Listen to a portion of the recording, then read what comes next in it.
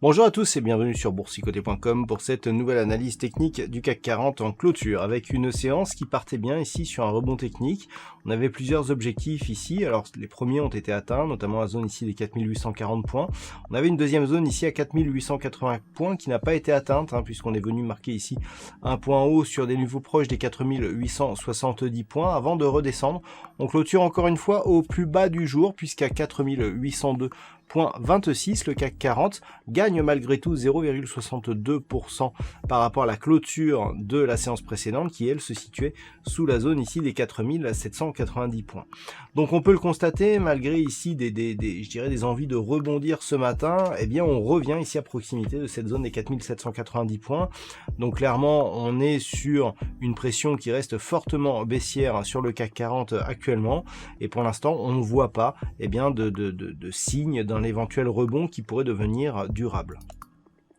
Du point de vue des indicateurs techniques, nous avons des histogrammes du MACD ici qui évoluent d'une manière négative et très dynamique, donc toujours ici une tendance baissière au sens de cet indicateur, et un RSI qui reste neutre, très proche ici de sa zone de survente, mais qui n'y est pas encore rentré, en tout cas dans cette unité de temps. Du point de vue des volumes, ils sont tout juste dans la moyenne des précédentes séances. Donc on attendait beaucoup de cette séance, notamment en intraday, on avait des signaux de retournement qui étaient assez intéressants à observer, et puis ces signaux de retournement, ils n'ont pas été confirmés, puisque après un joli début de mouvement haussier, on est revenu ici sur cette zone proche des 4790 points.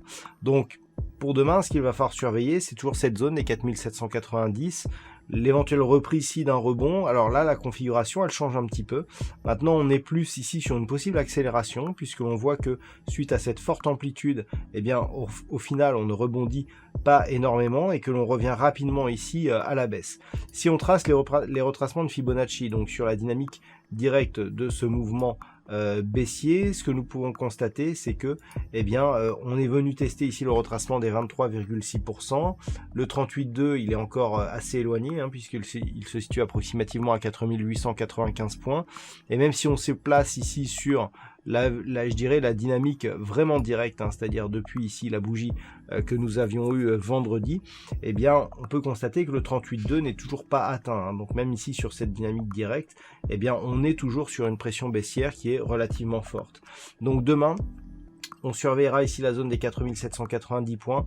En cas de rupture ici d'un niveau intermédiaire que l'on peut quantifier à 4772 points, eh bien on pourra avoir une accélération du mouvement baissier dont l'objectif se situe, je le rappelle, ici sur cette zone de support des 4700 points.